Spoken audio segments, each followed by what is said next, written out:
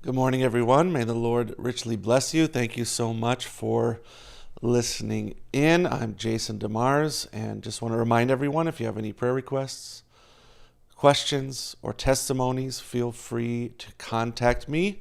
You can do so in the comments section on Facebook or YouTube, or you also can go to my website, jjdemars.com, and you can go ahead and send me a message there, contact me, and I will get back in contact with you as soon as I possibly can. Also, a reminder, please subscribe and click the little bell to get notified when I go live on YouTube. Sure appreciate that. And also, just a reminder, we have free books and materials on our website, so you can go ahead and go there and get any of the books that I've written, tracts, also the Church Ages book there for completely free. We send those out all around the world as the Lord provides. Haven't been able to send things overseas quite so much recently, but just trusting the Lord will provide and make a way for us to be able to send those requests to Africa, India, etc. So let's continue. Let's look at our subject today. We're going to be looking at church history, and we're going to be talking about ancient Turkiye, or what we call Turkey. Before we get started, I want to just send greetings. Sister Sarah from Edmonton, God bless you. Sister Chantel from Maine, God bless you. Sister Sally from Indiana, God bless you. Rolled on from, I don't know what country that is. I see a flag there. I'm sorry, I don't recognize it. I apologize. Brother Daniel from Brazil, God bless you. And he sends in a request, so we'll have to cover that in future episodes. So, all right, let's get into our subject. I guess sometimes these things are a little tricky, but I want to start with a quote from Brother Branham from the third seal. He said, "Spiritual Eve, now that's the church, Christ's bride, she fell not in Eden, but in Rome, see, at the Nicaea Council,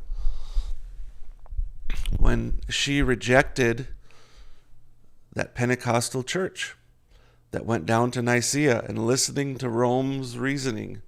Instead of holding on to the word, she fell, and everything away from her died with her, around her. Now, just as natural Eve fell, spiritual Eve fell. God's bride fell in the garden. Christ's bride fell in Rome, see." All right, now, Brother Branham refers to Nicaea as Rome. All right, now I want to talk about this a little bit. Let's look at this photo. So you can see here a picture of modern day Turkey. So you see down to the bottom, that's Syria. And if you could go further down, you'd see Israel. But it has on there Iznik/Nicaea with an arrow pointing at it. There's a little lake there. I've been to this area a number of times on my missions trips into Turkey. I have not been to the ancient ruins of Nicaea, but you'll understand that Nicaea is not in Italy, Rome, Italy. Nicaea is a city in Turkey, what would have at one point in time been considered Galatia. I see a few more people have sent greetings. Brother Fury, God bless you. Sister Jessica from New Zealand, God bless you. So as you see, Nicaea is in modern day Turkey. And you'll also remember that the 7 churches of Asia Minor there. So in Turkey, you'll see that little lake just above Bursa. And just to the east of that is where Nicaea is. So then you go down from there and you see the red dots, red squares. You see Ephesus, Smyrna, Pergamos, Thyatira, Sardis, Philadelphia, and Laodicea. So those are, that is southwest Turkey. I have personally been to the ruins of Ephesus and the ruins of Laodicea. I've been to the city right next to Smyrna, which is called now Izmir. And I've also been to a city called Iznik, which is near Nicaea, but I have not been into Nicaea. Anyways, as I mentioned before, in 1 Peter writes, in Peter, an apostle of Jesus Christ, to the strangers scattered throughout Pontus, so you see Pontus, Galatia, Cappadocia, Asia, and Bithynia. So you see those are the areas mentioned there in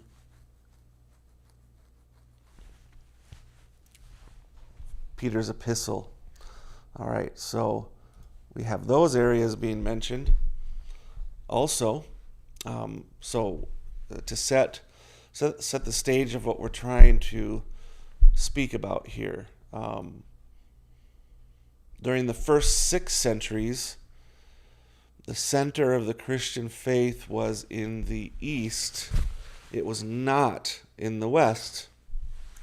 So we think of Christianity being centered maybe in Rome, but really the truth of the matter is it was not.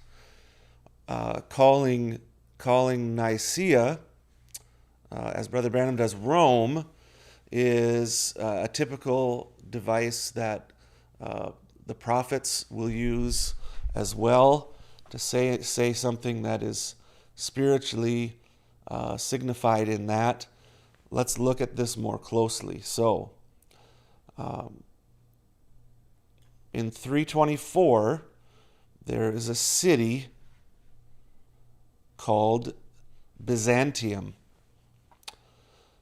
Byzantium was, let me pull up a map here. So Byzantium is this place here. If you see there, you see the Black Sea, you see Macedonia, Bulgaria, you see Asia Minor, you see Nicaea, and then you see here just above that on that little landmass connecting Europe and Asia. There you see Constantinople, and then in parentheses it says Byzantium. So in 324, this city is called Byzantium. If you see Italy across there, you see Rome.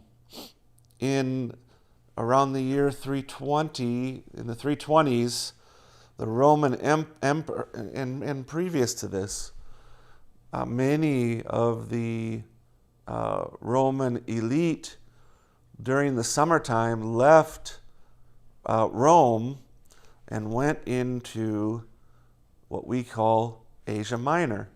And they went and lived there because they felt the weather was much better and much easier to tolerate during that time of year. So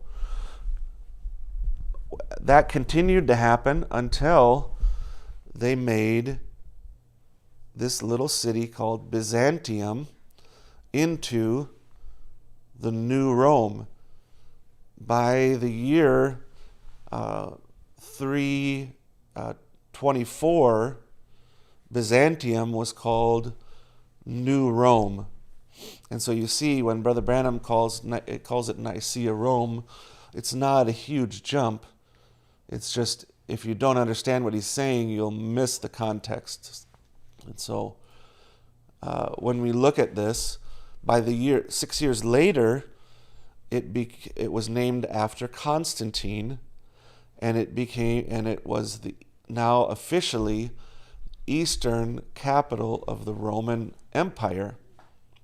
So by 330, now we have an official adopting of this as the home of the Roman emperor. Now, as time went on, this became the place where the Roman emperor never left. So he didn't go back from there. He stayed in this place, and he kept this as his capital. All right? So let's go forward. Now, we said that the Western Empire was not very important to Christianity. Of course, there was Rome, and there was a bishop there, and he did have authority, certainly. And at the Council of Nicaea, besides deciding on which doctrine to accept, they also made 4 different bishops. They're called patriarchs. Patriarch is where we get the word pope. And so they made 4 of them. It was Alexandria, which is in Egypt. It was Antioch, which is in Syria. It was Constantinople, which we're speaking about. And it was Rome. So those 4 bishops became elevated, and now they were over the top of other bishops in smaller areas. So a new position was created at Nicaea to make patriarchs of the church. Now, as we're studying this, we understand now, in the year 330, the power area of the church was in Turkey, what we call now Turkey, Syria, and Egypt. Greece and Rome were still very minor, and there was a smaller amount of Christians in that area. Remember, Europe was never fully evangelized until the time of Charlemagne around the year 800. Much of Europe was still pagan by the time of Nicaea. Most of it was. So the area that the Bishop of Rome had authority over was a very small area. You would say it was mostly there in Italy and a little bit into what we now call France and Germany. But it was a very limited authority that he had compared to the Bishop of Constantinople, the Bishop of Antioch, and the Bishop of Alexandria. These areas had many more Christians. Now, at the time of Nicaea in 325, there was no major dominating viewpoint about the Godhead and about the Trinity. There were a lot of different viewpoints. And one of the most politically astute bishops was a bishop by the name of Athanasius.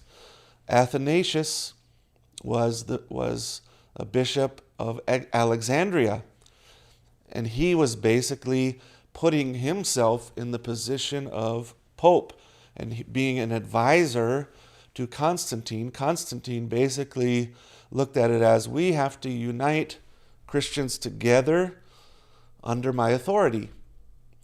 And so Athanasius stepped up, and he began to demonize everyone's viewpoint as compared to his own. So Athanasius took and called everyone that didn't agree with him Arians. And there was a man named Arius that taught a doctrine that was actually common and agreed upon by probably close to the majority of Christians. And by the time of the Council of Nicaea in 325, Athanasius got the ear of the emperor and forced through his view that the Son of God was a second, co-equal, and co-eternal person with the Father. And this was the viewpoint and the understanding that was produced by the dual school of theology and philosophy in Alexandria. This was one of the leaders of this school in around the year 200 was Origen. He was both a theologian and a philosopher, and he came up with the idea of eternal sonship, that the Son was eternally begotten. And at the Council of Nicaea, this became enshrined. However, it was a great deception. It was a great deception, and by the year 330, the emperor, in 324, the emperor sent Arius into exile and put all Arian bishops away. Well, 5 years later, someone convinced him that was a mistake, and by 330, you had the Arian bishops back in power. And so this was a struggle between political factions in the church. It wasn't a struggle over truth. It was a struggle over political factions. And these two political factions battled it out.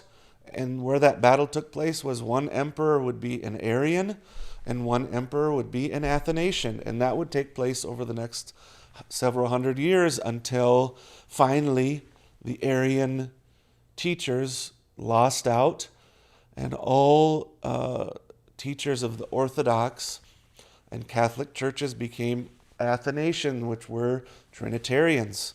So it wasn't so cut and dry that at Nicaea they accepted Trinitarianism. Yes, that's true, but a political struggle slowly took place, which eventually put out all opposing factors, and now, after 150 years after Nicaea, all Arians' opposing views were put away. And so now, back to our story. In the year 4, slowly the barbarians from Germanic tribes attacked Rome. And slowly, by little, Rome in Italy was cut off from the rest of its empire. And by the year 476, the barbarian king Odoacer deposed the last Roman emperor in Italy, Romulus Augustus. He was deposed 476. So by that time, there was no centralized power in Rome ruling until a later time. And even later, even at that later time, he wasn't based out of Italy. He was based out of Germany and France. Charlemagne, in the year 800, was crowned as the Holy Roman Emperor, and he ruled over an area. Let's show that on the map. This is the area that Charlemagne ruled. You see that he ruled a little, most into the boot of Italy, all of France, a little bit of Spain, and all of Germany, Belgium, Netherlands, etc. So this was the area that Charlemagne ruled, and Charlemagne, quote unquote, evangelized all of this area. He by the edge of the sword, he destroyed paganism in this area and enforced Catholic rule. The Pope, by the year 800, the Pope ruled this empire through the emperor Charlemagne and his successors. And the popes authority and rule expanded into Spain, expanded into England, expanded into Austria, Hungary, etc. This rule expanded, but then 1,000 years later, by the year 1800, Napoleon came and sacked it, and the Holy Roman Empire ceased to exist by 1806. But let's go back to the East, because the East became the Byzantine or the New Roman Empire.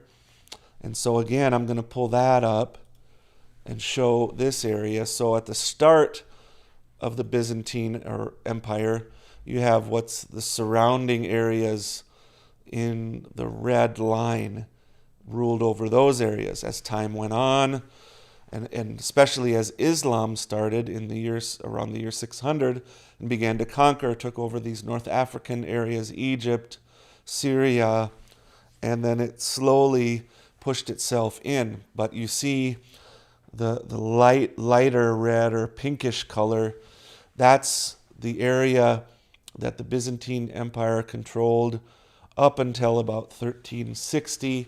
Then at 1360, you see the Byzantine Empire got very small and ruled over just a small area in Europe. And as the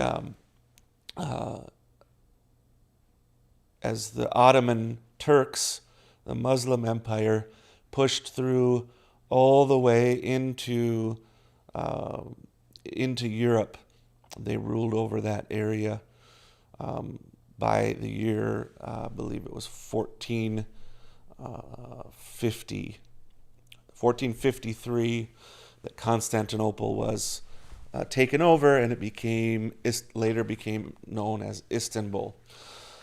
But let's look at this more clearly. Again, I want to emphasize that this area that we're looking at Asia Minor, Syria, Egypt, North Africa. This area was really the home of Christianity, and more specifically, Asia Minor, Constantinople. This was what we would say is the Bible Belt, though not being so much the Bible Belt in that respect and in that aspect. So understand now, how far along are we? We're about 27 minutes in. So I'm just going to go a few more minutes. We'll continue our subject later. So understanding that when we're looking at Rome at the year 325, don't think of centralized city and don't think of Catholicism. Really, the Pope rewrote history. So the Pope of Rome rewrote history. He wasn't the most powerful bishop until we're looking at the years 800 and beyond. Even then, it was still minimal compared to the Byzantine Empire. It wasn't until, the year 1000, 1100s that you see the Pope's power growing to increase beyond that of the Eastern bishops and empire. So during the time of Nicaea, you have the Bishop of Alexandria, the bishop who was wielding the most power, then the Bishop of Constantinople and the Bishop of Antioch. Now, all of these men actually had a different viewpoint about the Godhead than Athanasius in Alexandria. Athanasius in Alexandria definitely held the viewpoint that the Son was the second person of a Trinity. And again, we've talked about this before, but in 381, they had a council in Constantinople.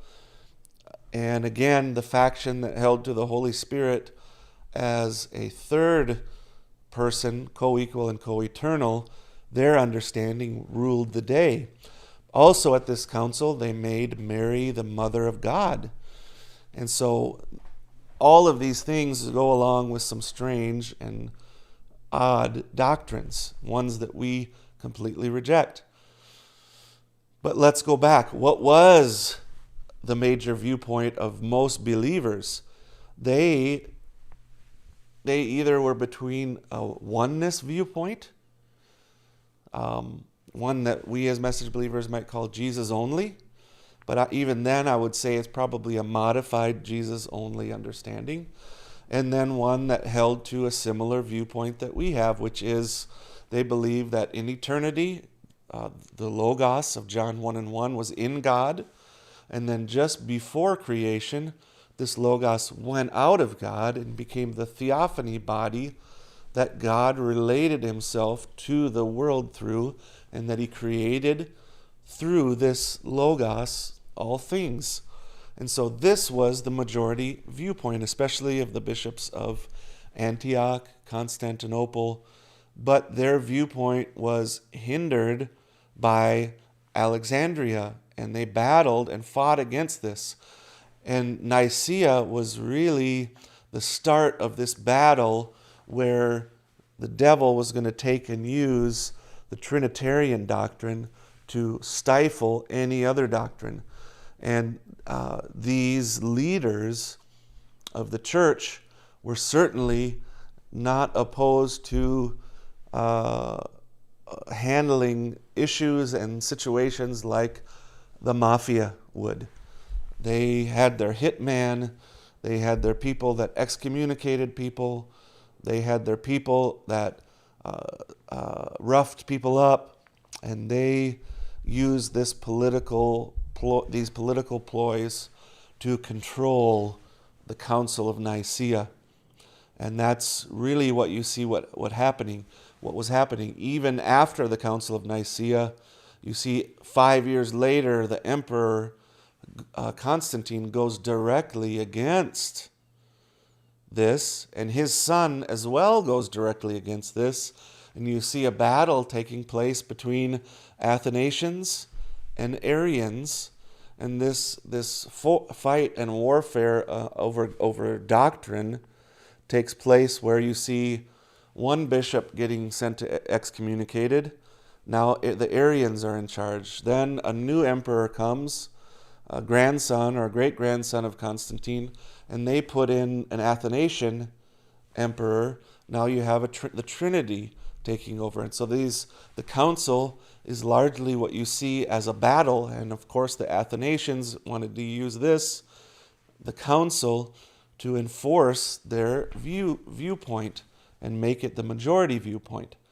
And so as time went on, the Arians got lesser and lesser, and the Trinitarians took over. The Arian viewpoint is communicated to us through history by the Trinitarians. And it's very clear that the Athanasians, the Trinitarians, set up straw man arguments in order to destroy the true understanding that the Arian doctrine brought. I believe that what God restored to us through the ministry of Brother Branham is that true understanding that the believers had, though they were mishandling and misconstruing it, using politics to battle against politics. That was the devil's business, to destroy the truth. And he used it. He used that political tactic, cooperation with the emperor, and recognition from the emperor, in order to destroy the truth and to destroy the church. That's why we had to have a reformation, to bring us to the place where we're restored back to the original faith through the message of Malachi 4. So, God bless you all. Thank you for listening to this history lesson. I hope it was a blessing. I hope it was interesting to you. If you have any questions, prayer requests, or testimonies, please let me know. Sure appreciate you. And once again, you can go to the website, jjdemars.com, and you can order free materials. Shipping is free as well. Appreciate you listening in. May God richly bless you.